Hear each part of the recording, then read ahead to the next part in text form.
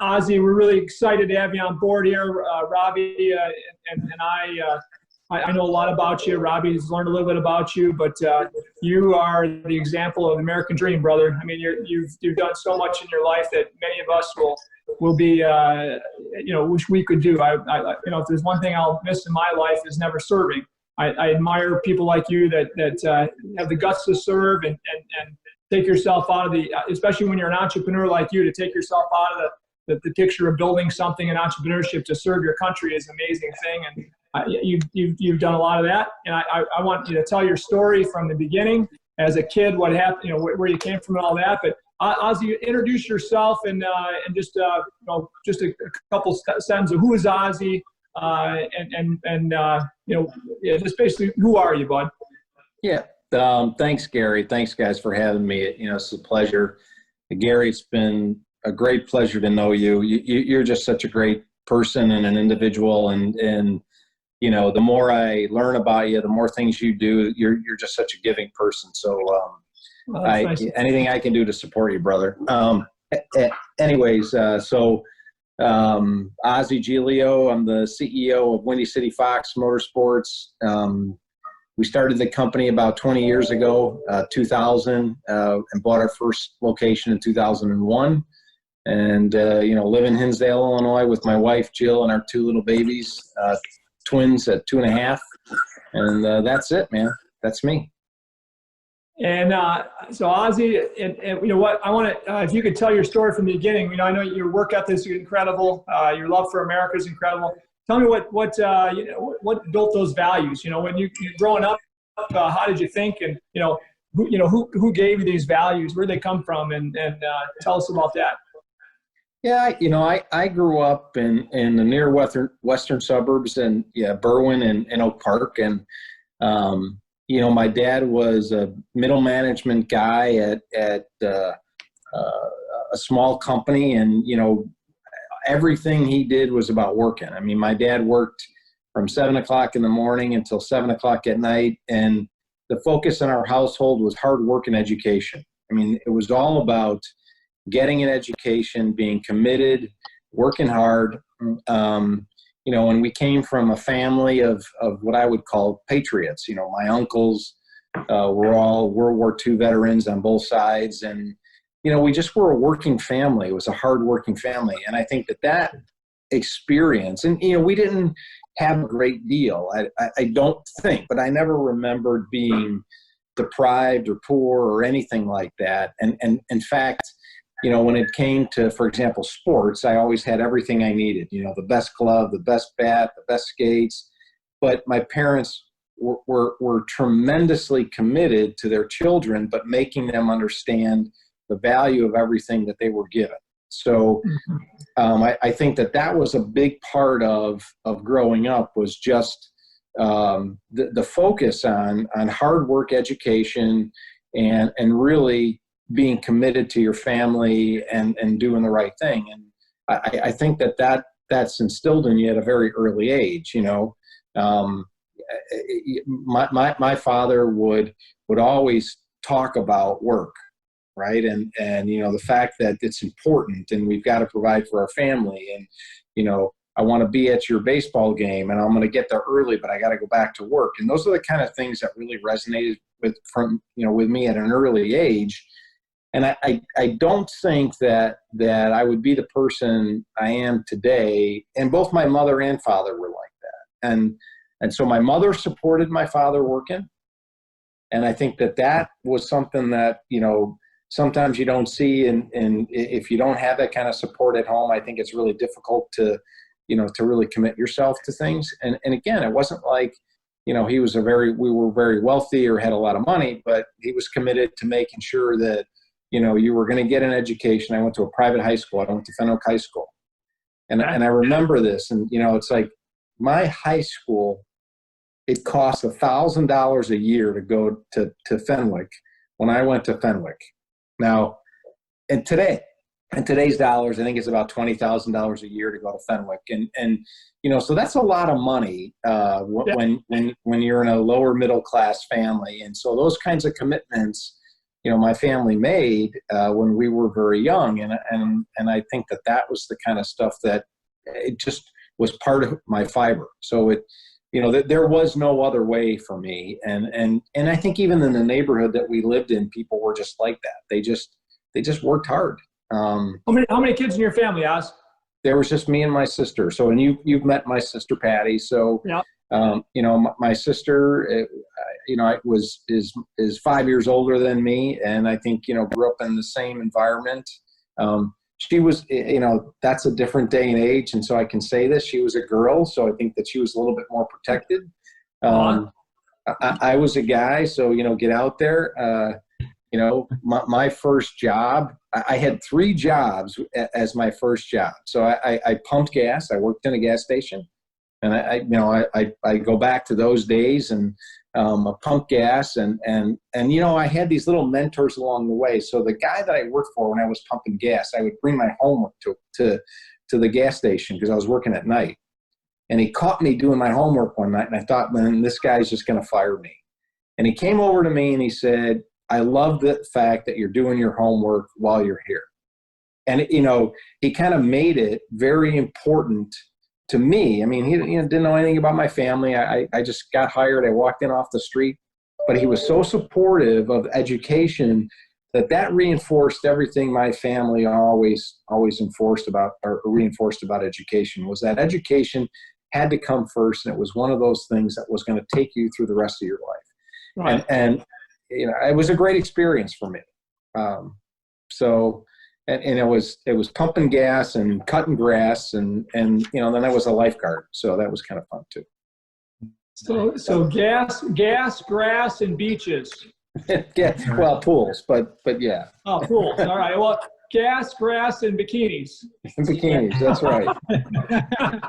So that was kind of, and going to Fenwick, I think was,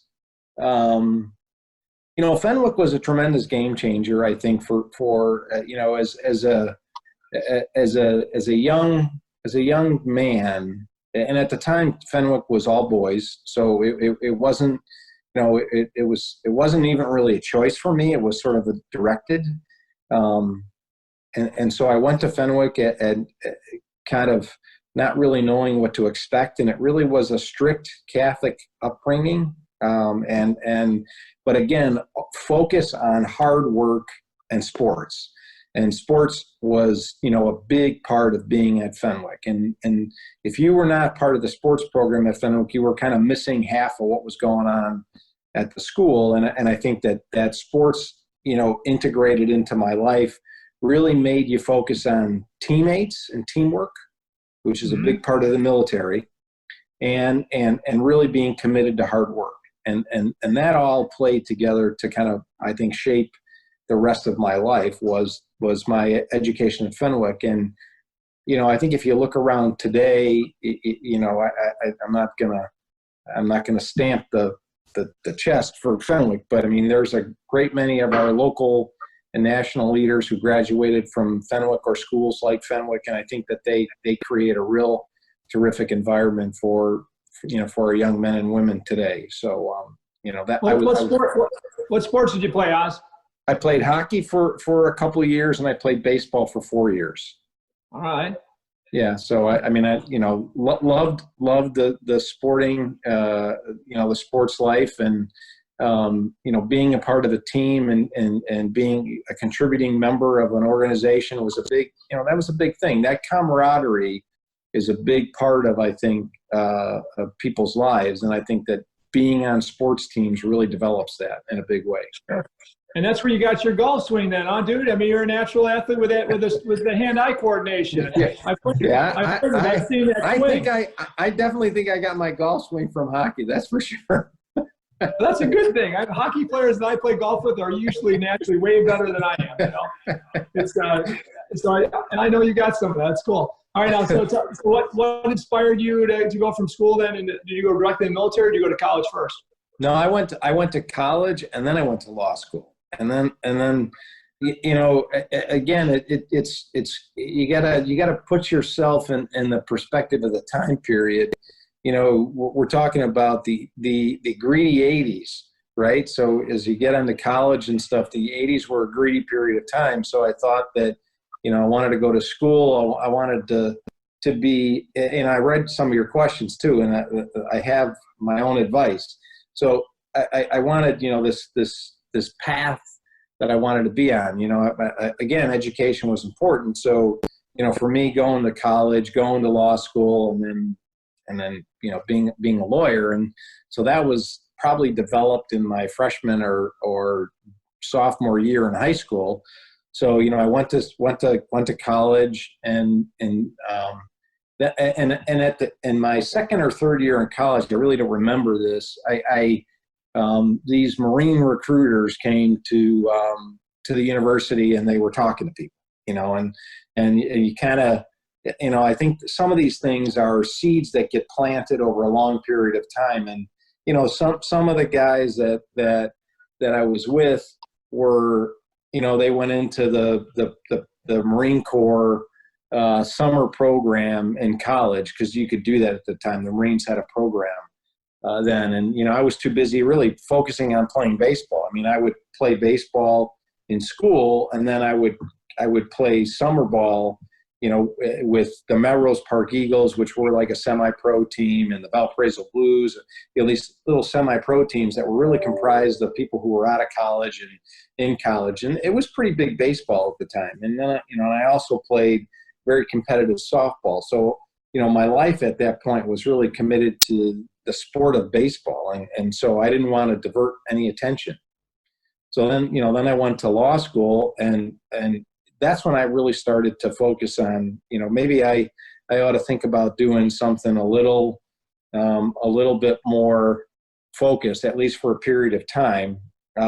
Graduated from law school, went to work for a couple of years, and then decided to go into the military. And so I went in late. I was a late bloomer, and I think everything I've kind of done in life, including having kids, has been a little bit later, but it's kind of been on my own schedule. So, I was more mature. I had a different attitude. Some of the officers that were my peers, my peers were, 4 years, 5 years younger than me, which is not a big deal, but at the time it's a pretty big deal, because that 5 years of maturity gives you gives you a different perspective on life, and so. Yeah, I mean, it made a big difference for me. How long were you in the military? Well, you do I've been in for 32 years now in total, active and reserve. And so, I went in as a reserve officer, so I didn't go to the academy. So you go in as a reserve officer, and I went on periods of active duty, and then back into reserves, and active duty, and then the reserves. And so, it's kind of it's a mixed career, but it gave me sort of the luxury of spending time as a civilian, and then spending time as a committed military officer. So when did you become an entrepreneur? When did you think that you wanted to build businesses and stuff? When was that focus for you? Yeah, I thought about that.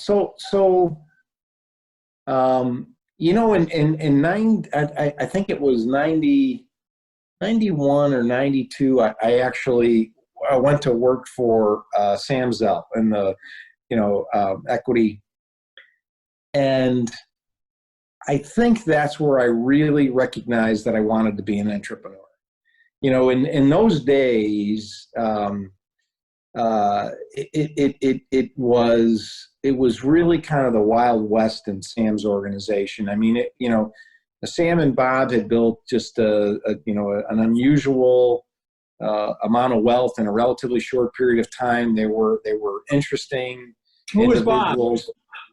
Bob Lurie. Bob Lurie, Lurie, you've heard of the Lurie Children's Hospital. Yes. That's Ann Lurie. That's Bob. That was Bob's partner, and he died, I think, in maybe 1991 or 92. I think Bob died. So he died early of lung cancer. But those guys were partners for a long period of time. They had been partners since they were at the University of Michigan, and built a lot of private real estate, and really were great entrepreneurs. And, I went to work for those guys, and they were just interesting and fascinating, and just the ability to do your own thing, it just was inside of me, right? I mean, you realized it right away, and you just loved it. And especially in the early days at Equity, you could kind of be an entrepreneur with a lot of net below you. You and I don't have a net anymore, Gary. There was a lot of net below you when you were at Equity. Then while I was there, we did 3 public offerings. We did manufactured housing, which is MHC. We did equity residential, which is EQR, and then we did equity office, which is EOP. And then I wound up staying in equity residential. I became a senior vice president for business development, kind of doing acquisitions and some other work. And that was thrilling and exciting. And like anything else, we went from about a $300 million, when we went public at EQR, we went public at $300 million. And by the time I left, we were a $9 billion company. So wow. Dramatic change. And dramatic change in how you. What was your role there? Well, my role was generating revenue from sources other than rent. So if you can think about it, if you're in the property business, your main source of income is rent.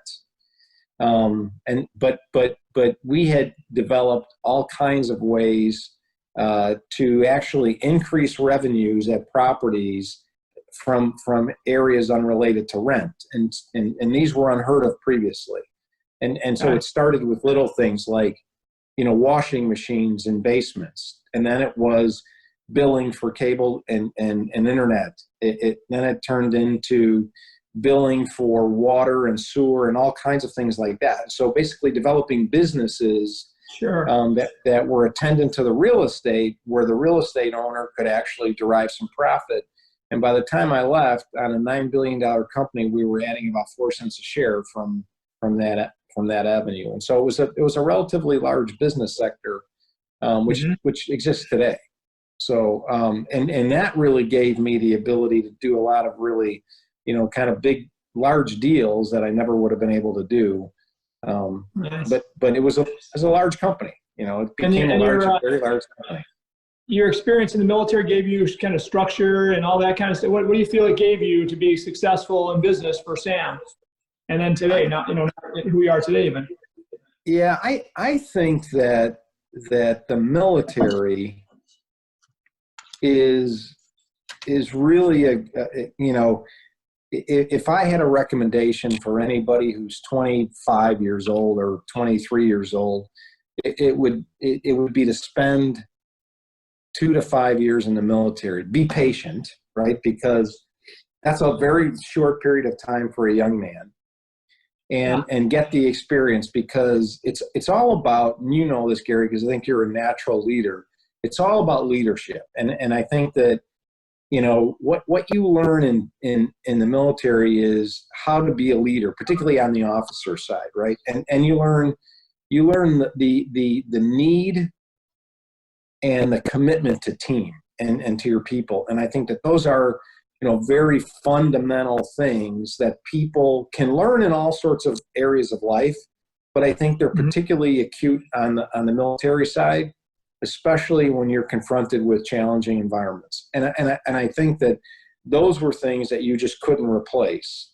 Sure. It is and it's all about discipline too. It's discipline and sweating the details without getting wrapped around the axle about those details. And so you got to know the function of everyone on your team, and you got to be able to do those functions.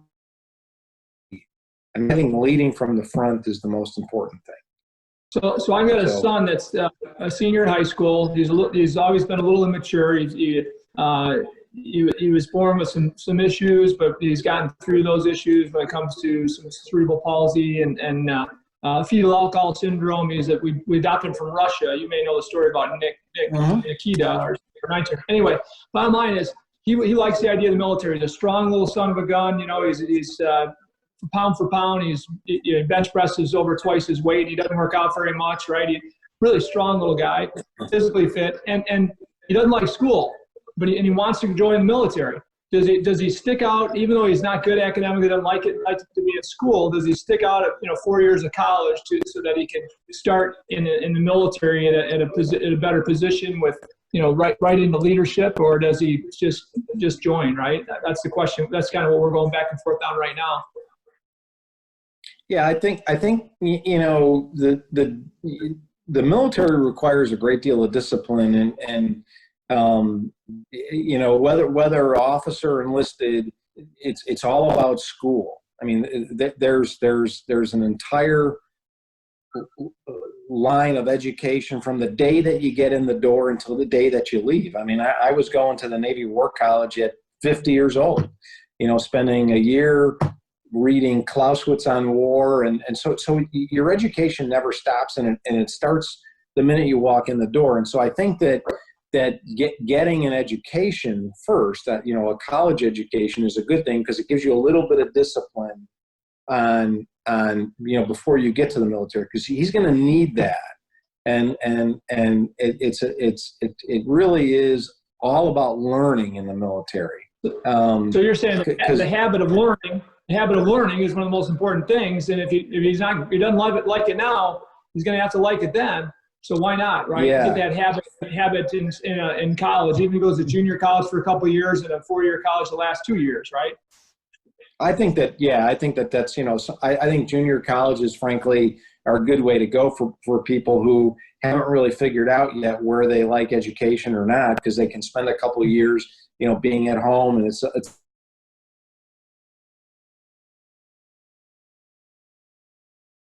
I think it's a huge benefit. It gives you the right maturity when you go in too. There's certainly kids that make the transition from, being 17, coming into the military, and 3 or 4 years later, they're a different individual. But I think the more successful people are the ones that have some level of education even before they go in. And they just do better, because there's a little bit of discipline that education brings to the table.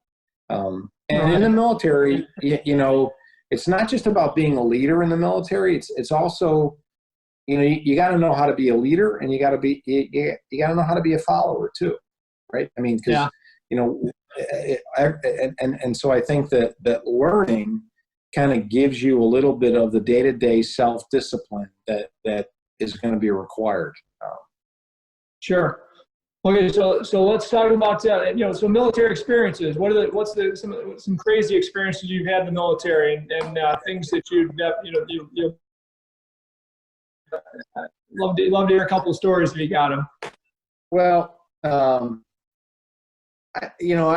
guess I don't necessarily like to tell stories about crazy stuff, but I think that I was in the military in the right place at the right time to have the right experiences in life. And that's all I can say. I mean, 9/11 came along, and I had already been in the military for, over 10 years, and it was a peacetime military.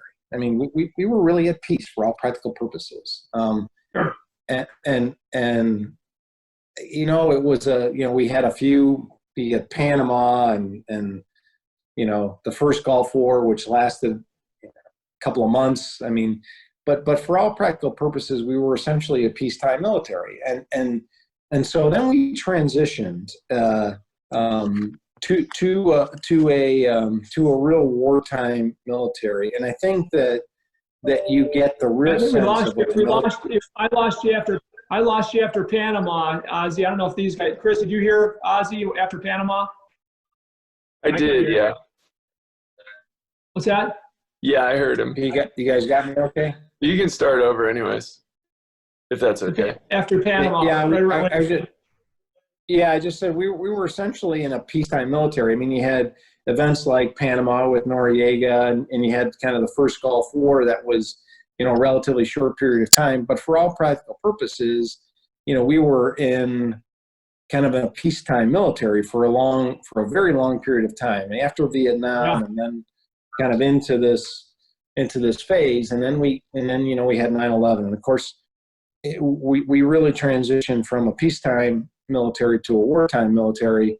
And I think the military is really at its best when it's fighting a war. And not that any military officer, at least that I know, the good ones, really want a war, but it's what the military does best. And I think that, I actually was so fortunate because I got to work at a place called JSOC, which is the Joint Special Operations Command, for a very long period of time. And that element, had a great deal to do with the war on terrorism. And so I had the good fortune of working for General McChrystal, Admiral McCraven, General Votel, and these individuals, Tony Thomas, General Thomas, great individuals who really shaped the culture of our wartime military, and who really, I think, prosecuted the war on terrorism for a long period of time.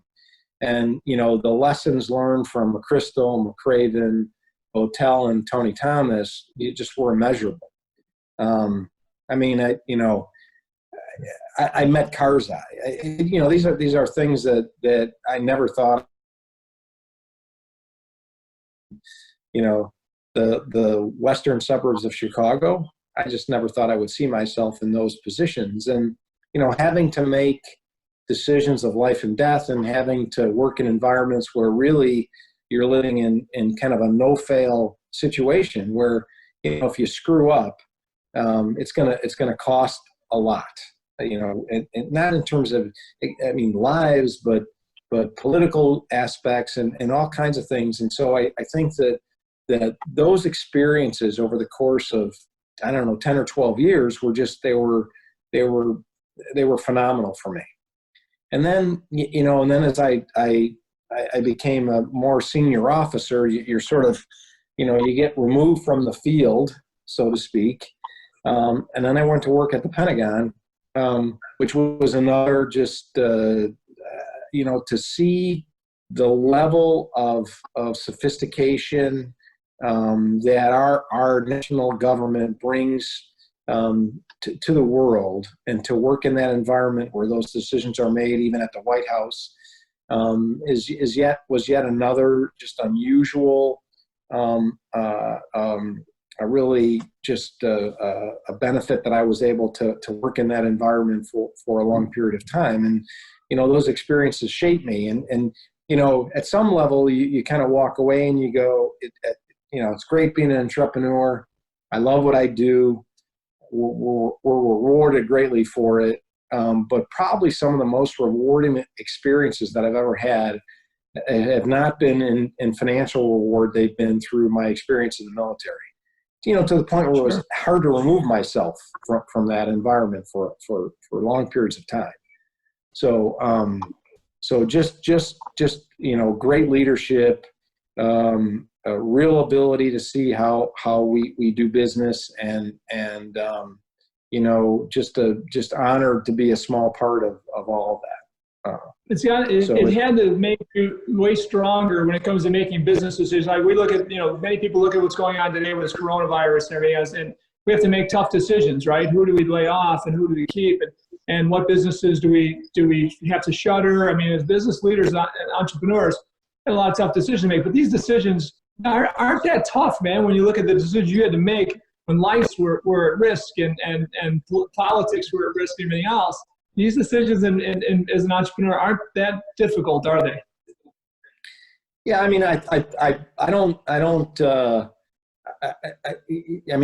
think they're hard decisions. Don't get me wrong, they really are. But I think that it's they're just not the same type of decisions, and they don't impact the same. They're just impacting different people in different situations, and I don't want to. There's no more weight on it than I want to place on it than that. But I think that it's, we all take our lives very seriously, and I think we should.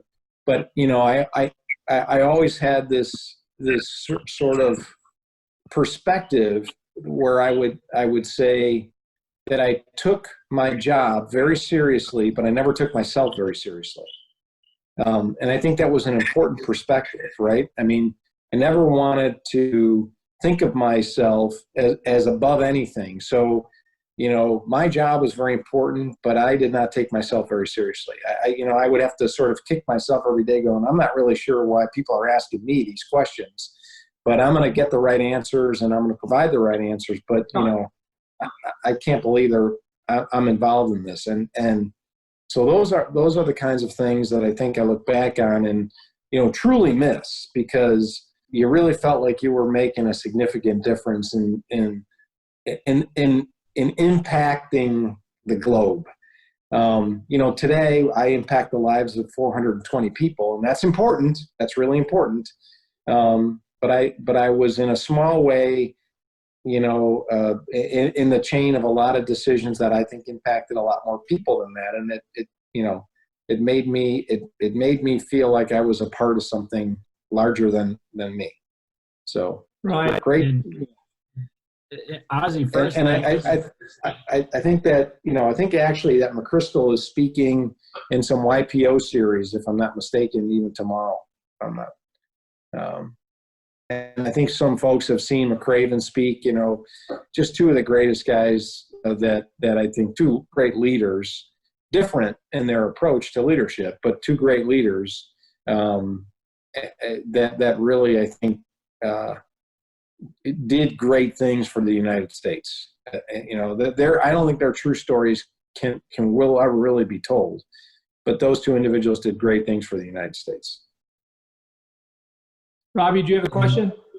Yeah, well, first I was just going to say thank you for serving. Sincerely mean that.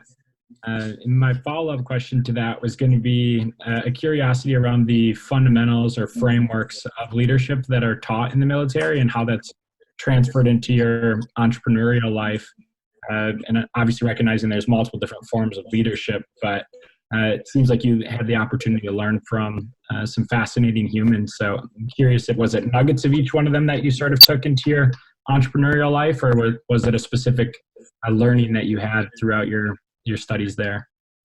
Yeah, I think it's just, it's almost basic, and I think some people, I think that there's definitely some punchlines, right? So, I think it's, leading from the front. It might sound like a punchline, but it's very true. You have to be capable and willing to do the things that you're going to ask your people to do, and without reservation, right? So, whether you're jumping out of an airplane, you want to be the first guy out of the airplane, and your people first, then I think those are the things that will reward you and the team members, and they will all pull together.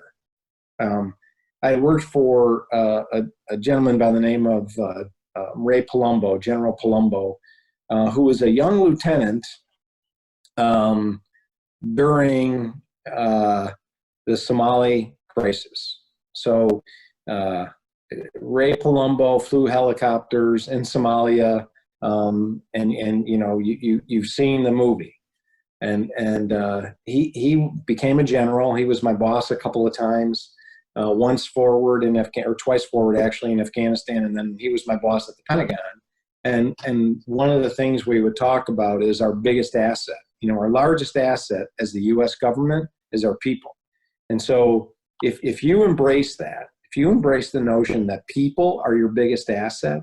And you really, that's not, it's a punchline, but if you really embrace it, that's where your reward comes from, because people will do great things if they really feel appreciated. And I think that's hard. It's always hard because sometimes, for example, when you have to lay people off or furlough people, it's difficult to make them feel like they're part of the team.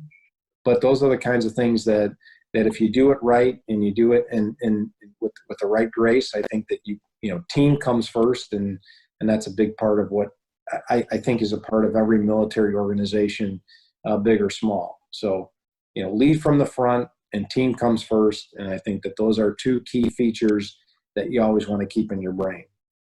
Yeah. I love that. And it's simple. It's simple stuff, right? Right. Whether you're the last, you got to be the last guy. You got to be the first guy out of the airplane and the last guy in the chow line. It's pretty basic stuff, but that's kind of the way it goes. Yeah, I love the simplicity behind it. Yeah, it's pretty simple, but So take care of your people, right? what is your rank today? Now you haven't retired or anything. You're still in reserves or what? Yeah, I'm still a reservist, and I think sink home is maybe pushing me to retire. So I think this summer, I think I will retire. And my rank is a captain, which is in the Navy. So that's the same thing as a colonel in the other services. The Navy has a slightly different jargon for its rank structure. So, but it's an 06, which is the same thing as a colonel. Okay, cool. All right, now weren't you involved in? Did you start your business initially before 9/11, or tell us about that? Well, that's a great story. It really is, actually. So we started our company in 2000 and actually closed on the first business, which was then known as Villa Park Harley Davidson, on March of 2001. So I was in Germany on 9/11. I was in Germany on an exercise for SOCEUR, which is the Special Operations Command Europe. And, doing an exercise, I thought I'd get a couple of last jumps in. I was actually thinking about retiring, getting out of the military. It had been, 12 years or whatever at the time, and we were starting this business. And I thought, it's probably something that I lived a great life, and I enjoyed a lot of the stuff that I was doing. I'll go to Germany, do this exercise, get a couple of jumps in, and September 11th happened. On September 11th, I was in Germany, and my wife was at Harley Davidson Motor Company in class, and an admiral that I had served with previously actually wound up working at Harley Davidson, Benny Suggs. A really neat guy, and he was working at Harley at the time. He went and got my wife and got her secure, and I wasn't able to talk with her for several days, but he made sure that she was taken care of. And so I was then in Germany for about a month, came home for about 3 weeks, and then went back and served for the next 18 months. And it was probably the most challenging time in our business because we had a great deal of debt.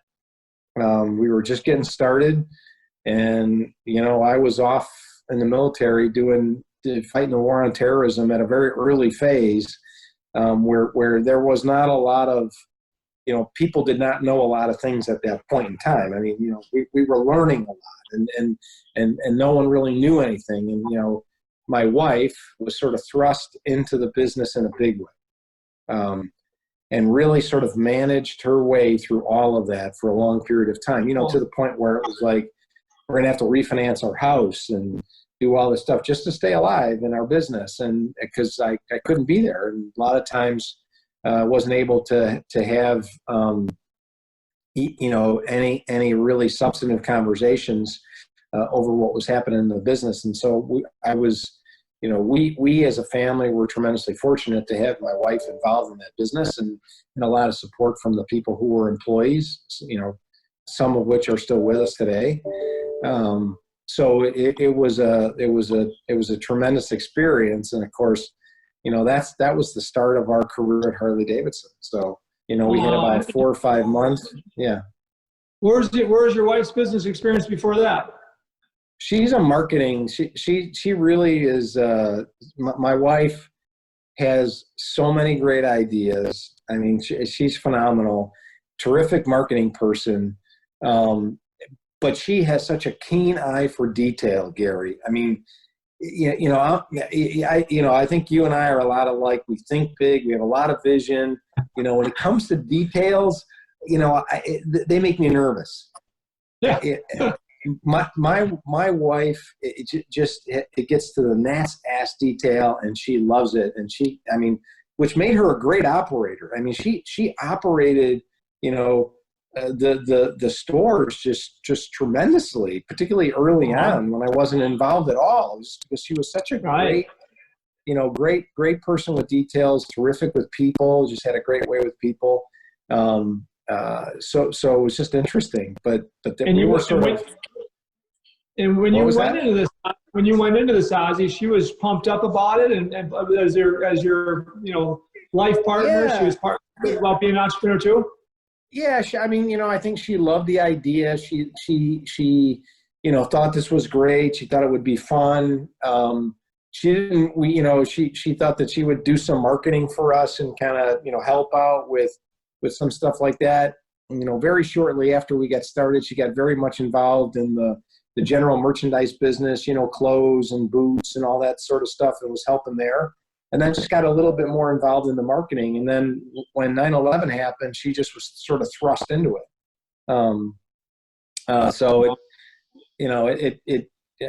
We didn't, at the time, we didn't have any kids. And so she really had this business, and, she'd be there for 14 hours a day, maybe more sometimes, just to make it go. And, it was tough in the beginning. Okay, so after 9/11, for the first couple of years, what went on there for you and your between juggling the military and your job there and the business and all that? What was that like? Well, it was. Again, I was home very little, and she sort of took on the role of really operating the organization. So that played well for us. One thing that we were fortunate about, at the time, Harley Davidson really was on fire. So it was, it was a little, the business itself was different then than it is today. It's still, every business is difficult to manage, especially when you have inventory and, it's never easy. There was it was a slightly different business environment back then than we had today. And, and then when we faced, the major recession and things like that. So I think we were a little bit fortunate in that we were early on, but it was a good business environment, and you could make a few mistakes along the way, learn from those mistakes, and not get hurt too bad. But it was still difficult because she was really by herself. And so, we had some really good YPO friends that helped. Paul Darley, would check in with Jill from time to time. And, there were other members of my YPO organization that stayed in touch and really helped. We were very fortunate, very blessed to have great friends, great folks from YPO, only in YPO kind of thing. And so awesome. we made it through. Yeah. And then when did you buy your second dealership, and tell us about where it's gone from there, and because you got to be one of the biggest Harley Davidson dealerships, group of dealerships anywhere, right? Yeah, and pretty much the world. So then we bought. Wait, say that proud, man. In pretty much the world. Yeah, casual. We bought our second, our second dealership in January of 2006, and oddly enough and strangely enough, I wound up going back to JSOC for about another 18 months in February of 2007. You did it again to her. Come on, man. I did it again, and yeah. So I started to it was a joke. It's like every time we buy something, I leave, and So that which when you think about the time period, now it's 6 years later, and she's learned a great deal, but the climate is getting ugly at the time. Right now it's 2007, and we're moving into some ugliness in terms of the environment. Yeah. But those two stores actually fared extremely well during the recession under her tutelage and guidance. My living high in the hog in Afghanistan and Iraq someplace. So it was good to be out of the way. And actually we would talk from time to time, via telephone, and we could use internet a fair amount by then. So it was the communications were a little bit better from time to time. But again, I'd left her for a fairly long period of time with very little support. But, again, it's like we were surrounded by people who were great for us, and we had built a terrific business base. And by then, Harley Davidson was very supportive. And so it was there was a great environment. She had learned a lot from the first few years, and navigated, the recession extremely well. I mean, we the two stores that we had during the recession, people always ask me about that. They did famously. They did famously. So that was we're into 2009 by the time I got back. Wait. Why'd you go back 2007? What inspired you? Or did you have to go back? You were called, or what? It was all, I mean, at that point it was relatively voluntary. The first time it wasn't. And again, but when you get the opportunity to go back to an institution like JSOC, it just, it was not something that neither my wife nor I could really say no to. I mean, and I have to tell you, my wife was probably as supportive. I don't want to say she was pushing me out the door, but she was definitely as supportive of a person you could possibly find, who awesome. Was as patriotic about what was going on as I was. And so that was a unique experience to have. Can you describe JSOC briefly? It's the Joint Special Operations Command. So SOCOM is the Special Operations Command. It's a 4-star command. JSOC is now a 3-star command. JSOC is essentially, the presidential force, so the president's main force for fighting terrorism around the world. It's the central terrorism organization. So JSOC really was designed for originally, for hostage rescue, hijacking, things like that. Counterterrorism is really what it was designed for.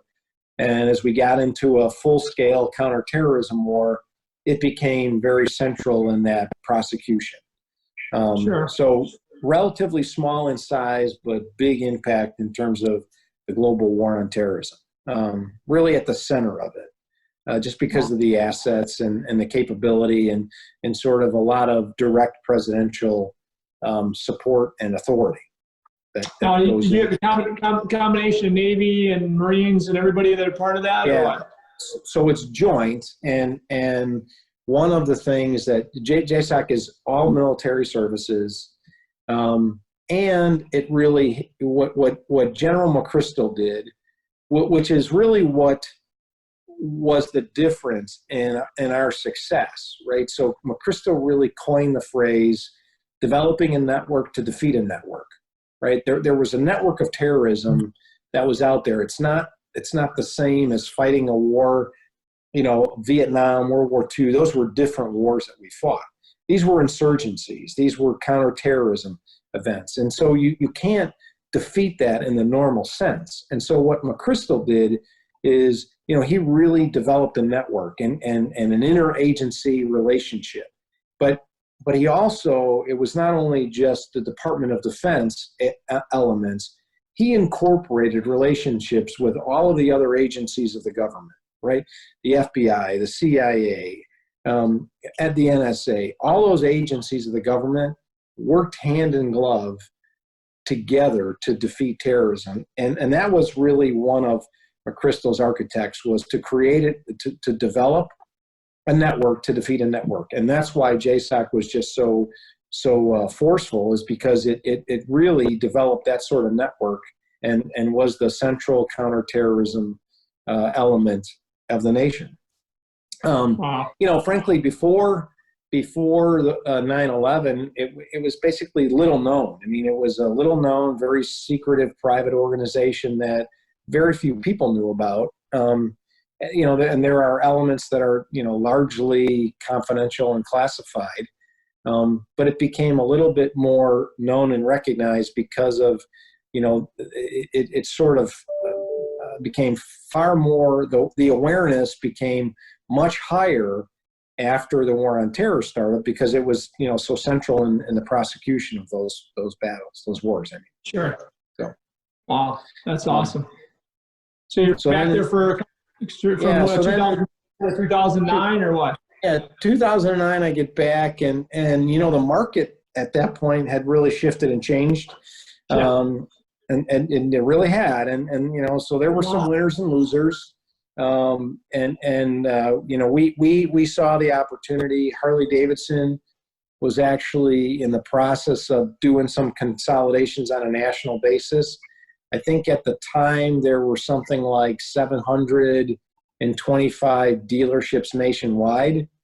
And over the course of the next 2 years, from 2009 to about 11, that went down to about 610. So a lot of dealerships sort of either voluntarily went out of business or were consolidated in some fashion. And that's when that's when I actively got back involved and got aggressive. We bought 2 dealerships, Oak Lawn and Illinois, and combined them into one. And that was our 3rd location.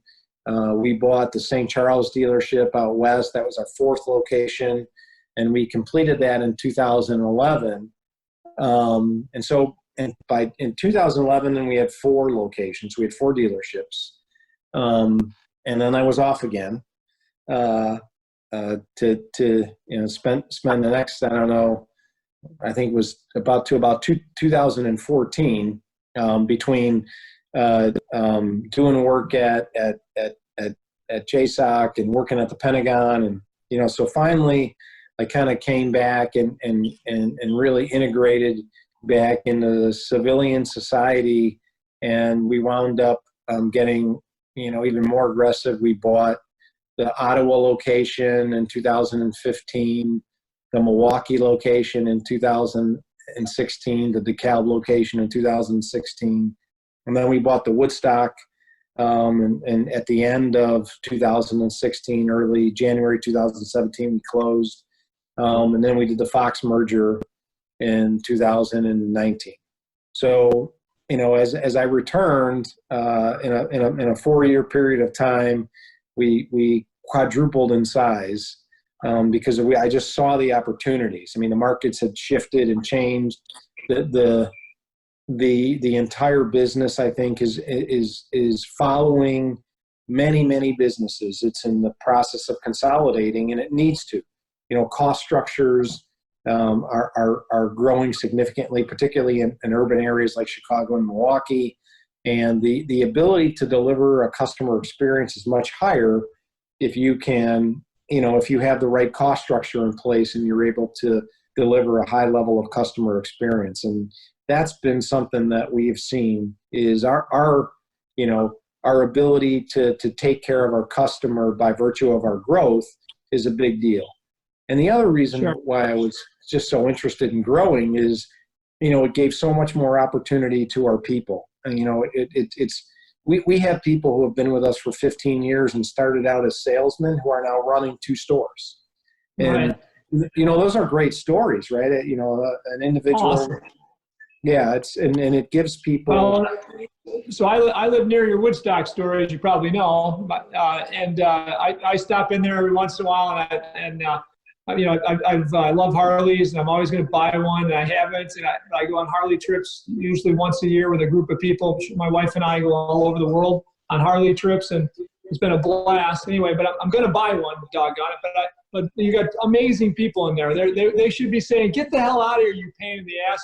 You're back again, kicking the tires again? Are you crazy? Wait a minute! I think you can afford one of these things. Just buy one, right?" But instead, they're amazing people. Doug in there in Woodstock is, I think, your manager, right? Isn't it Doug? Yeah, Doug's been, he's been in the business for 40 years, 38 years, something like that. I mean, started as worked at Honda for a period of time, a long time ago, back in the 80s. And then started as a service manager in the Woodstock Harley Davidson when it was in the small shop down the street. It was a very small shop. I think there were probably 8 or 10 people that worked there. Well, I got to tell you that guy really lives and breathes that store like it's his, and I know you treat it like it's his. And you know, when you go in there, you know that boy, they're there to serve you, and they're amazing. So, and I know that's how all your stores are. When I talk to anybody about your stores, then I mean, how do you do that? I mean, I guess, you know, how do you get the ownership? You know, because it's not just him. Other people I've dealt with the same way. You'd feel like they own the place when they talk about how passionate they are about it and how they want to, you know, how they serve you. You think they all have a stake in that? Yeah, I mean, you know, I think Woodstock is a great example. St. Charles, another great example. I mean, these people love the business that they're in. They really enjoy the customers. They want to make the experience a great one. And you can go down the list there. There's, you know, Charlie Mattson, who's I know Charlie. You know, Charlie's, you know, he's a big guy. Charlie's brother is one of my guys who worked for us for a long time, and just left to be a teacher. But Charlie's brother is the same way. Amazing guy. I mean, just a passionate guy that just loves what he does. And, you know, I love talking to Charlie, and you know, these are Chris McInnes. I mean, these are guys that just, Jeff Ellis. I mean, I can go on. There's the list of people who are so passionate out there is phenomenal. And I think, you know, it's caring about your people. And I think Doug really cares about his people out there and takes care of them. And I think that's a good thing. And, you know, we try to support them as much as we can. We try to let them do their own thing as much as we can. And I think that's a big thing across the network. And, you know, but we have a lot of stores that, you know, that want to exhibit their own personality, and we got to let them do that. And they appreciate that, and they love it. So I'm glad, you know, I'm glad you have a good experience out there, because it's a great store. No, it's so much fun and you got a great product to represent. I mean, Harley Davidson's an amazing product, and much like the Caterpillar name, or, you know, there's only a few names out there that are so strong, and that when you ride up on one, or you jump on a machine that has that tag on it, that brand, you're proud, and people around say, okay, that guy's got the right bike, or that guy's got the right, you know, dozer or whatever, right? And not everybody's got the ability to market and sell a brand like Harley. So that's really cool. Yeah, I think it's a great brand. You know, it's the essence of Americana.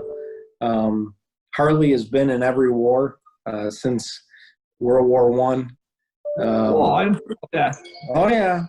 Harleys are in every war. So I mean, you know, it's an honorable company with a great name, and it's going to continue to live up to that. So it's, you know, it's been a great ride, and you know, I've been very passionate about Harley Davidsons, but you know, Harley's just not about it's not about the motorcycle. I mean, the motorcycle is there, but it's about the essence of Americana and the essence of freedom, right? And it's not the political freedom, but it's the freedom of choice, the freedom to choose to be a part of the Harley Davidson experience. And I think that's what Harley enthusiasts really embrace. You know, there's a saying, and it says, you know, if I have to explain why, you wouldn't understand. And it really developed like in the 70s and 80s, when, you know, Harleys were breaking down on the side of the road, and they weren't maybe the best machines out there. And, you know, you could ride a Honda with no problem. And people still rode Harley Davidsons, and they still embraced Harley Davidson because it was about the experience and being a part of something. And I think that's a big piece of what it is to be Harley Davidson. Yeah, nowadays, so they're very reliable. They're awesome machines now. I mean, you just hear nothing but raving reviews. Anybody owns a Harley, you know. Yeah, I mean, so product quality is great today. So, does your wife ride too, or no? Yeah, you know, she used to. She's. I'll tell you, when my wife took the course and started riding, and after she took the course, Gary's gone. I don't know if we lost him or. I'm back now. There he is. Yeah. So you get a kick out of this. When she first passed her class and she got her bike, the first couple of days that we went out, I actually, I made her put on all the gear, the helmet, the leather jacket, and the gloves, and she was hating me. And then I would kind of walk next to her, and then I would run next to her because I didn't want. I would actually have to run next to her because I didn't want her to fall. Like I could stop her from falling if she came over. But yeah, she used to ride. Since we had the kids, she's not. She's a little less interested, I'd say. If she were sitting here, I don't know if I could say that, but I think she's been a little bit more conservative since having the twins. So. Okay, wait. Okay, so we got to tell that. You okay with telling that story? I mean, this is an amazing story. You two were married for how long? And before you had kids, decided to have kids, or the kids decided to have you? Yeah, they decided to have us. 17 years.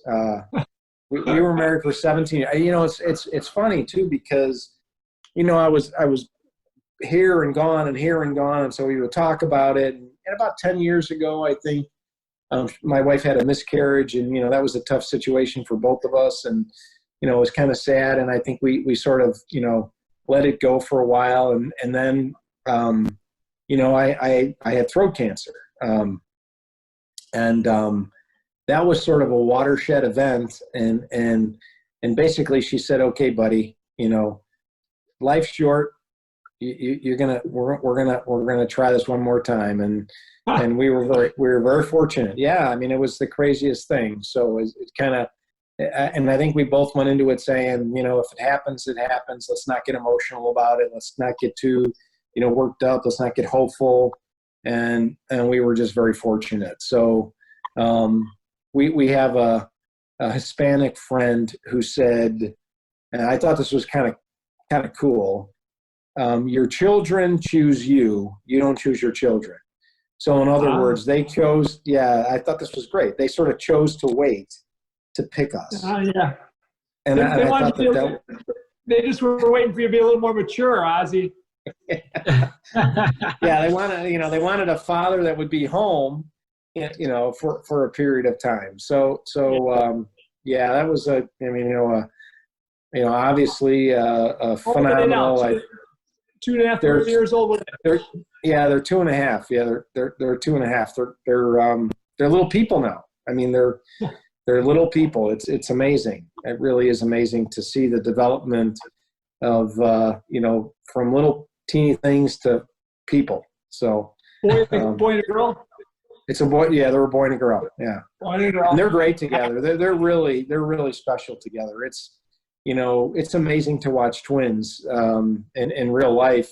My daughter is actually very much a little mother hen for my son, and he's a little protector. I mean, it's really crazy to watch this develop at a young age. So pretty lucky. Yeah. We're very blessed. Very blessed. I want to meet him someday, man. I have a 4-year-old grandson and a 1-year-old granddaughter right now, and they're so much fun. It's such a blast, You're killing me. That's okay, man. I would be a parent in a heartbeat if we didn't have kids early. We had our kids very young, right? If I didn't, I would be a parent in a heartbeat right now. If I didn't have any kids, I would do it in a heartbeat. I think it keeps you young too. You guys are already young for your age. It'll keep you young. Yeah, I don't know about that. I tell you, at 8 o'clock at night when they want to jump into your arms like 10 times over and over again, one more. They're exhausting, man. I can't wait. Yeah, I have 6 nephews, and one. It was actually a big motivating factor for me moving back to the Midwest. So I love it. That's amazing. That's great. That's awesome. Yeah. Robbie, what questions you got for our buddy, this military buddy, entrepreneur, great father, husband, right? What do you got? You got to learn a lot from this guy, man. You're a kid. Yeah, I know. One that actually came to mind was a curiosity around. You mentioned that you noticed something within the market that prompted you guys to quadruple in size. I guess I'm curious what it was that you specifically noticed within the market that led you or steered you in that direction. Yeah, so as you know, the world around us was in a major consolidation mode. I mean, you know, most relevant to our business was the automobile business. And if you kind of took a look at from '07 to 15, the automobile dealerships really dramatically shrunk in numbers, and that was primarily driven by the manufacturers who, you know, there were just too many dealers out there, and a lot of them were mom and pop dealers. And you know, it's great to be mom and pop, and this is not a knock on mom and pop, because they can do a lot of great things. The unfortunate thing about being a mom and pop is the cost structure of real estate and employees and all that make it very difficult to operate one location.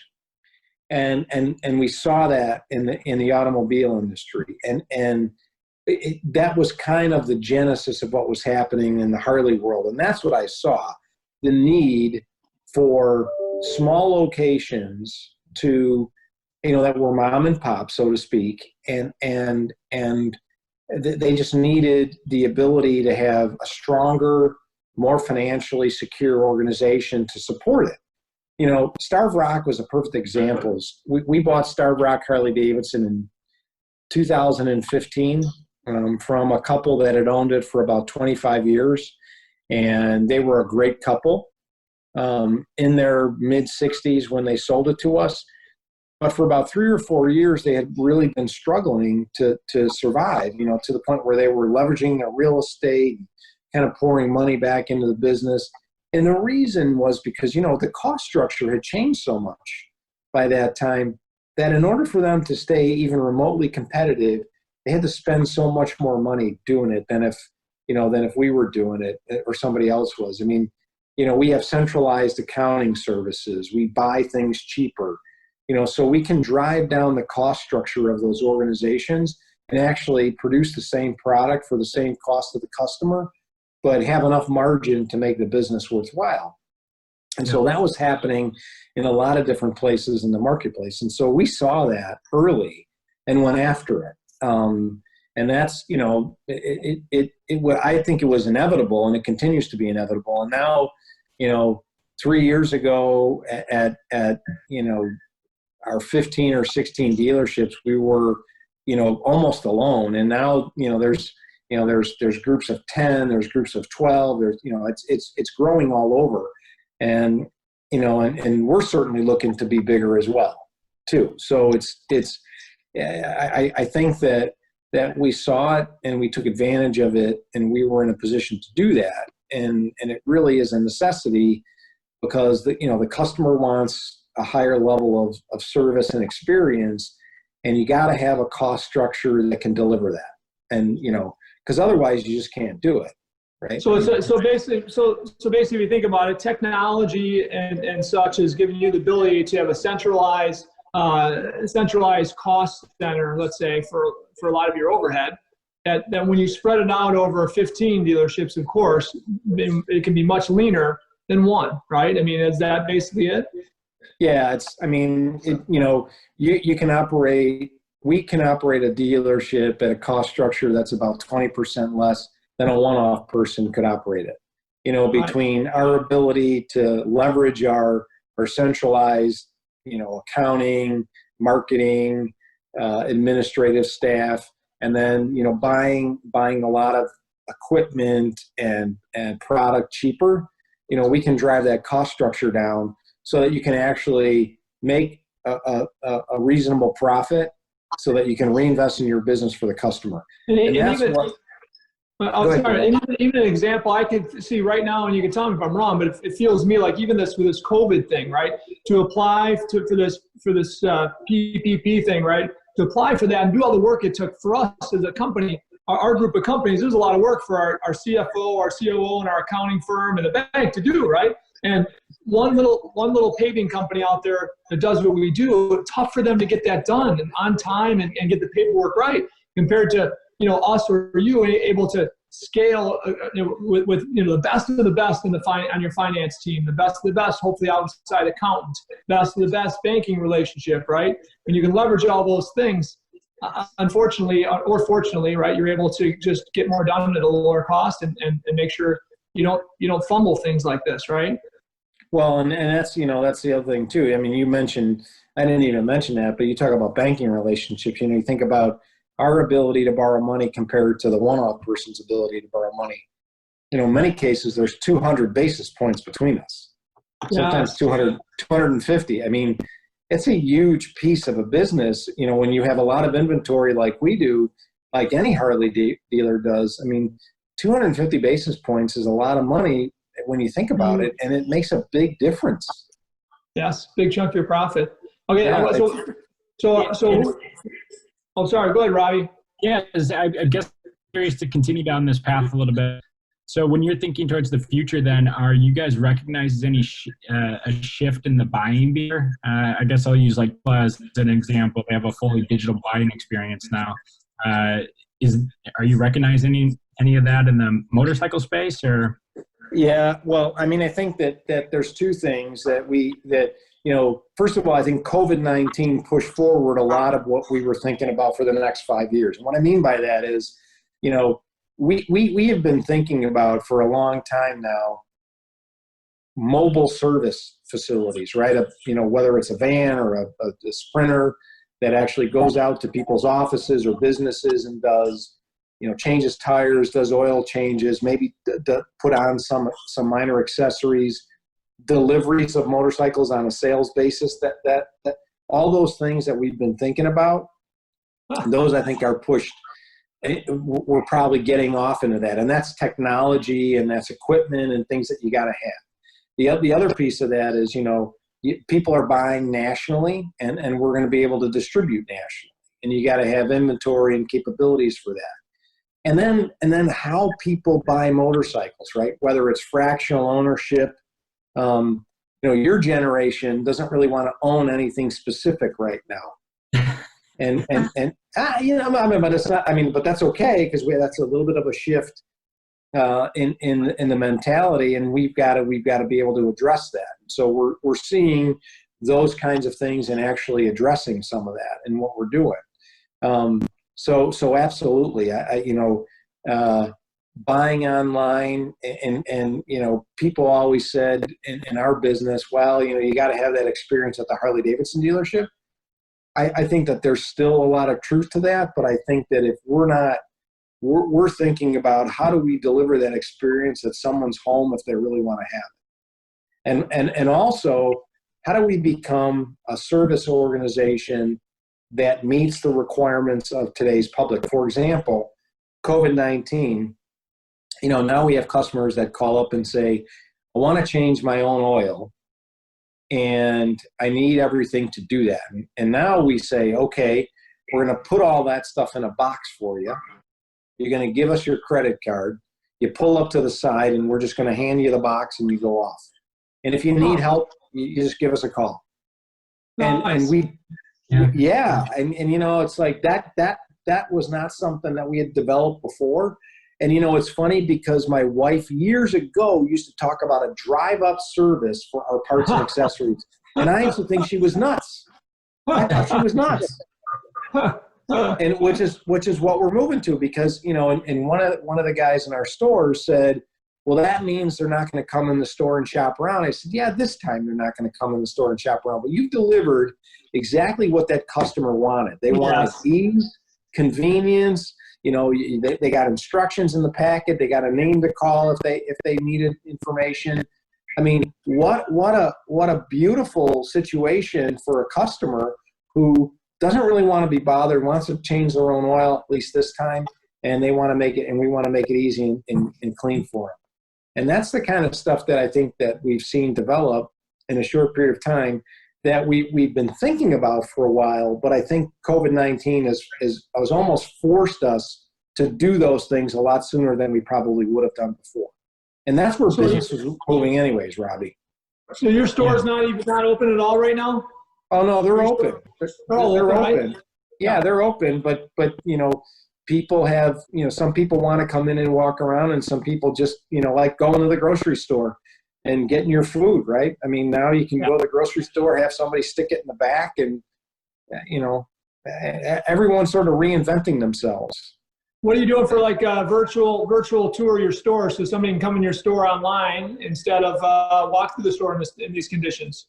Yeah, that was Jill's idea. So being able to give somebody a virtual tour of a motorcycle, right? If you send us an email or you go online and you chat with us, we'll send you a virtual tour of a bike. So, give you photos, give you a video, take you around 360, and then ship it to you if you want to get it shipped to you, whether you're local or in California. I mean, it's becoming an entirely different experience. But again, I think it's where we were moving to anyways. Right. I mean, That's awesome. I think COVID-19 might have accelerated a bit, but I think it's the inevitable. I really do. Well, if we don't change our businesses when we see things like this happen, if we don't adjust for it, if we say, oh, this is just a thing, it's going to go away and everything will be fine, right? If we don't learn lessons from these experiences, you know what? We're gonna struggle to stay alive in business. I mean, this isn't going to go. In my opinion, it's gonna mellow out, but it'll come back. If this doesn't come back, something like it will come back, right?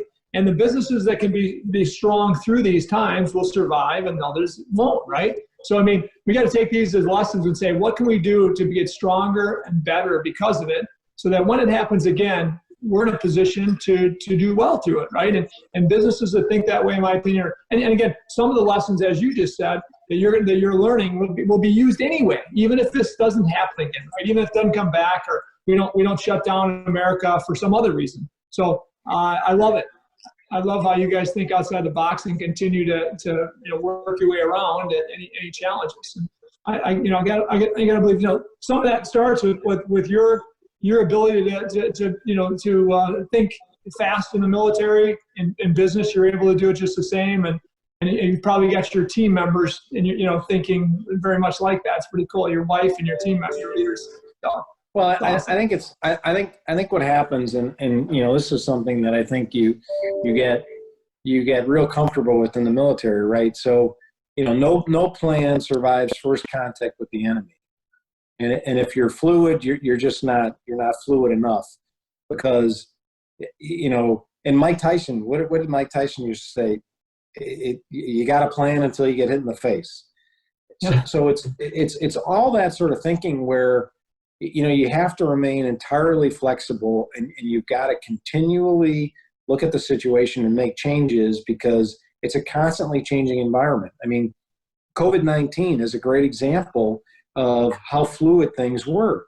We were in the middle of planning for how we were going to manage our business, and Pritzker comes out and he says we're going to be closed until the end of the month. So it's a constantly changing environment. And then we see our business really actually start taking off in a COVID-19 environment. And so we say, okay, gee, if we don't add more people, we're going to lose all sorts of business and piss people off. So we got to continuously be flexible with how we're managing stuff and do things differently. And I think that's crisis management is all about thinking fast and acting fast and making corrections along the way, because you can't stay with a plan that you started out with when the environment is constantly changing. Yes. Yeah. Awesome. I love it.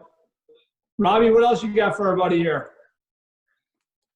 Yeah, the one area actually earlier in the conversation that we breezed over quickly is backstory on what led you to the motorcycle space and the industry, and why you wanted to start this business in the first place. Yeah, that's interesting. Well, I mean, I've been an enthusiast for a long time. So I love Harley Davidson and riding motorcycles, and in kind of like the mid 90s, maybe a little bit early 90s, Harleys became rather popular, as everyone knows, and the dealers sort of took on, over a period of time, dealers became kind of insensitive to their customer base. There were 3 or 4 or 5 customers for every vehicle. And there was just this sense of lack of experience, right? You went in and it'd be like, put your name on that book and we'll let you know when we have a bike kind of thing. There was no focus on the customer experience. And, this is, maybe back in 99, Jill and I was buying a new bike, kind of that sort of bad experience. And she said, we ought to buy a Harley Davidson dealership because we'll just treat people well and it'll take off like wildfire. And that's literally what happened. I mean, it was all about getting into this business because, dealers were treating people not very well because the business was so robust that they really didn't have to do a good job taking care of their people or providing customer service or an experience. And that generated our interest in just doing a great job for the customer. And that's how we got in the business. That was really how we got it. We loved motorcycling, but we hated how Harley dealers got to be the way that they were. And we always knew that wasn't going to last. You knew that there was going to be a time horizon where, the worm was going to turn and, suddenly we woke up one day and there were more bikes than there were buyers, and it was a different environment. And of course, customer service became that much more important in that environment. So that's how we got in the business, and that's how we've stayed in business. You saw the potential. You saw the potential. You saw the complacency in the marketplace, right? You're smart enough to understand. I always say complacency kills all good things. I don't care if it's friendships. I don't care if it's politics or business, right?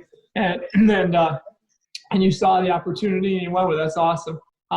When you look at American business and entrepreneurship, I always like to talk about, I couldn't have done what I've done as a hillbilly, non-educated hillbilly in what I've done, right? Anywhere else in the world but America, in my opinion. It's the only place I could have done what I've done, right? And had some success that I've had. What are your thoughts about that, Ozzie? You've been there to protect our freedoms, my freedoms, right? And most of us don't understand. I'm saying most. I shouldn't say most of us. Some of us don't understand the importance of what you've done in the military to protect these freedoms, and you've also taken advantage of these freedoms back home and built something substantial. Really cool. When you think about that, if you talk to a young kid today that doesn't understand those things and thinks that the whole world is like this, what do you tell them?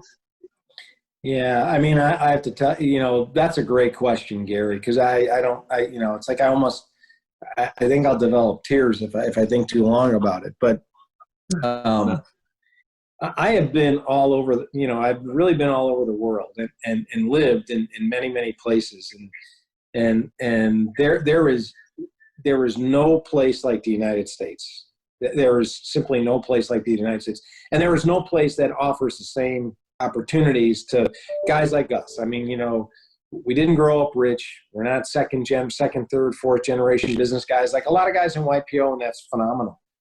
But we were able to take advantage of the American dream, and you only get that in the United States. You don't appreciate that until you visit someplace else and you realize that you just can't do this anyplace else in the world. And that is, that's why I'm so patriotic about what we're doing in the United States, because this country is so unique. It's so unique in that regard that you can't even describe it. The differences between the United States and any place else in the world. And you can criticize some of the things that go on, but you know what? We have the damn luxury of doing that. In a lot of places, you can't do that. You don't even have the opportunity to criticize, and we provide that all the time. And so, I truly thank God that I was born in the United States and I live here, because I shudder to think, what my life would be like if I were born anyplace else. Because this country delivers to people what no other country can deliver to people, and that's opportunity and the freedom to choose to do what you want to do. It's there for you. So I love it. And again, you've been part of protecting this whole free enterprise system, and so many have died and been been maimed, and in war to fight for our freedom and this beautiful free country we have. And I really appreciate you, buddy, and those like you. I know that nowadays I think you're appreciated. But you're not always. I mean, I look at times in my life where friends of mine, people that I know, didn't really care for military. Just kind of like you hear, they don't care for police sometimes, right? But I think there's appreciation for what you've done. That's amazing for most people. So again, thanks for everything you've done for us, bud. And then as far as this free enterprise dream of yours, and that you and Jill are executing on. How long are you gonna grow this thing? What are you gonna grow it to? Any aspirations of where you want to go, or no? I think it as opportunity presents itself, we're gonna chase it. I can't envision myself being retired. So I for as long as and I got 2 kids that are 2.5 years old. So I mean, I got to put them through school, for God's sakes. That's right. That's right. No, I can't see past 10 years, but I think that there's a lot to do in the next 10 years, and I think that there will be tremendous opportunity for us to continue to build our business over the next 10-year period of time. And I think I'm going to continue to be a part of that, and for a long time to come. And at some point Awesome. There will be an exit, but I'm excited about the next 10 years. I really am.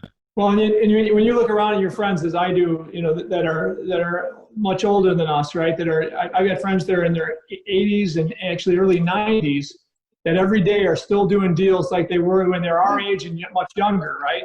And those people I'm talking about that I think about have energy like a 30, 40-year-old person still today at 85, 90 years old. I want to be like that. I mean, that's what I don't want to look at in my life and say, man, I need to retire and I need to kick back and take it easy.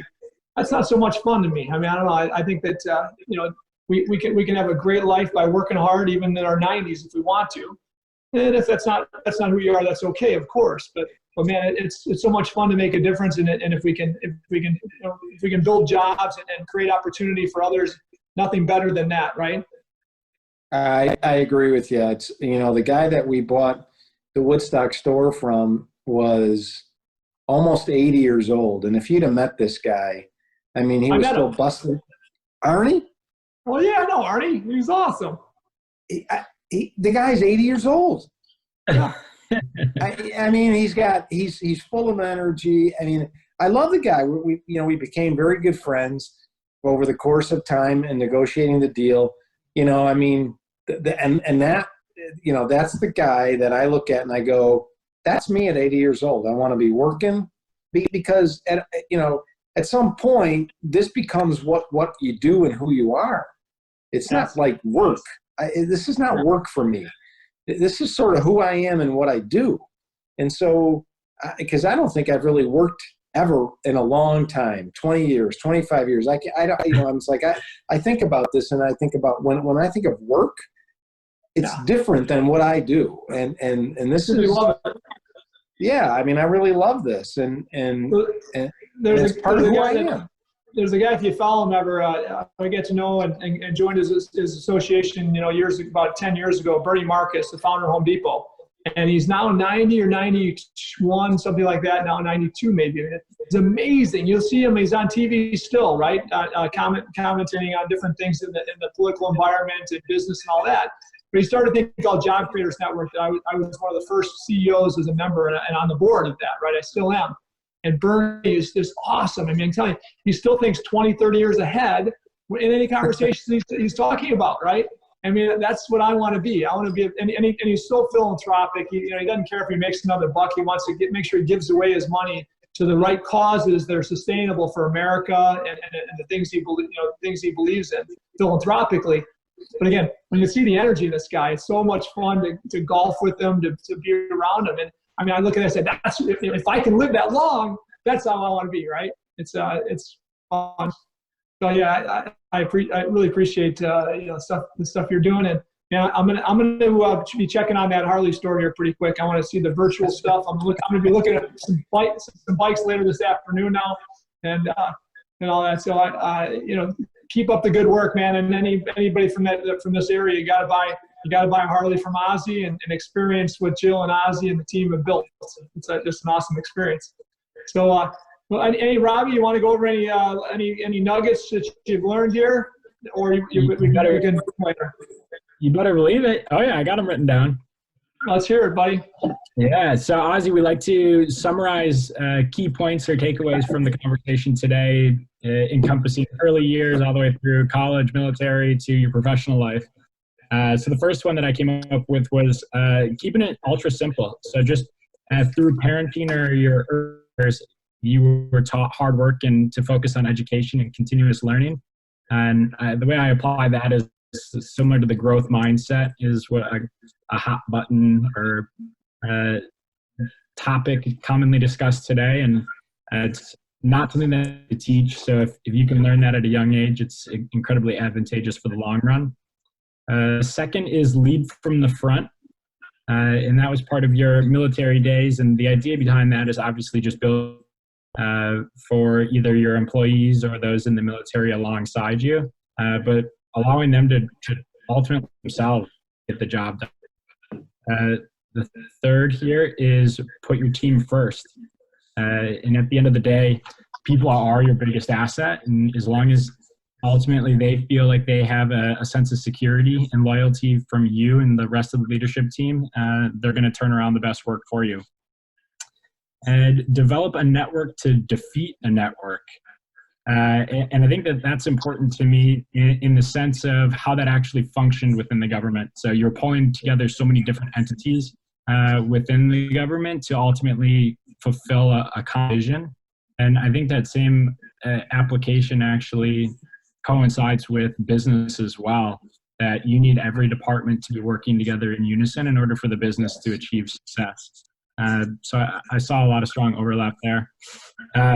Fifth is to empower your employees to work with autonomy. And a way that we were taught this specifically through my past experience at LinkedIn is one of our cultural tenets was act like an owner. And it was the idea that truly you needed to live and breathe the culture and values all the way to the point where you felt like you were an owner of the business. And if so, you would make decisions that were rooted in the business's long-term success. Last one, kind of going off of where we were just finishing the conversation, is focusing on listening to the market by continuously iterating and improving and remaining flexible. Any of the new market trends that are coming up, whether that's the virus or could be the changing in the digital demographic or finding the buying experience to be today. But you need to make sure that you listen to your end consumers. Awesome, Robbie, way to go. Those are great. No, you're the one. By the way, I will tell you this because this is really, I want to really give you kind of kudos on this. I mean, you're developing a network to defeat a network, and an analogy to departments in an organization. That's really brilliant because I see this in a lot of large organizations, and Harley Davidson actually has been a little bit like this. These departments develop in silos, and they don't communicate, and you don't get the best of the entire organization, and that's a big issue. So getting people to work together on a cross-departmental basis is the same thing as building a network to defeat a network. That was really brilliant, actually. I have to tell you. So that's a great observation. It really is. And Ozzie, when you said that earlier, I picked up on my side of it, different than Robbie, but similar. But Robbie and I have to deal with 10 different businesses that we have. I have different partners, different leaders, and all that. Robbie sells across all platforms, all businesses, and it's tough sometimes to get them to work together. But exactly what you said is perfect for that analogy as well. All these businesses work for the same customers, same type of customers, right? And very often we don't cross-sell, we don't cross-collateralize our strengths, and we're trying to do it better and better all the time. So, Robbie, I want you to use that as you talk to our team on the subject. Now, I don't want to use it because, it'll just be another thing for me. I want you to really think about that. Focus on departments as well as business leadership and businesses. So that's awesome. I love it. Yeah, I mean, and particularly in your business, I mean, with managing those multiple businesses, Gary, this is key. I mean, this really, and I live this. You know, in 2001, you know, you had, like, for example, military intelligence agencies that had information, the Central Intelligence Agency that had information, other intelligence agencies within the federal government, and they didn't share information. They weren't even able to communicate. Crazy. Think right? about that. We have the strongest government in the world, the best military minds in the world, and they really didn't communicate. And that was why this brilliance from McChrystal about building a network and getting integrated, getting the military essentially integrated with these agencies and an interagency relationship. You know, once we started to actually share information, cooperate with each other, and communicate, think about how valuable it is for all of your 10 businesses together. Yeah, yeah. I mean, you really get those people working together. And we in our darn, hold on a second, I get rid of this call. Hold on one second. Okay, so and I look at it this way too, Ozzie. When I was small in business, I still had great partners and friends out there like you and I have had, right, that are out for our best interest. And where you can't find the expertise or the strength within your own organization, use your network, right? Use your network and friends and your vendors or wherever you can find the intelligence, right? And even when it's small business, can use people outside their own business as the network of strength to defeat the enemy. The enemy being the competitor, right? Right. You can think of it in so many ways. And again, the military, perfect example that I think we can carry into business. So that's cool. Good job picking that one up, Robbie. Yeah, right. It was all your words here, Ozzie. I'm just reiterating. Yeah, mine was a stream of consciousness. Yours was a good thought. Robbie, Ozzie usually hits our golf out, our foundation golf outing every year with our buddy Paul Darley, and you got to get out there and hang with them when we do that this year, because you'll get a lot out of that. Having this guy and Paul Darley in the same foursome is invaluable to a young guy like you. Yeah, I got plenty to learn. Yeah, Paul's a great guy. You know, I mean, we've been friends for a long time. We were in a forum together, and then he left. We're now in two separent forums. But I got him now, dude. He's in my I know. So he's one of my best friends also, and one of your best friends. So we got that in common, and you know, just you're blessed if you can have the love of that guy, right?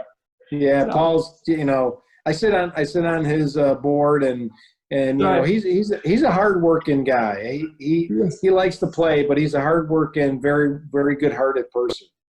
Yes, and Robbie, you got to go back and listen to that podcast with Paul Darley if you haven't heard it, or read his book Sold. I got a couple extra copies in my office there and my office at home. So yeah, I'm reading right now anyway, so that's perfect. We got to read Sold.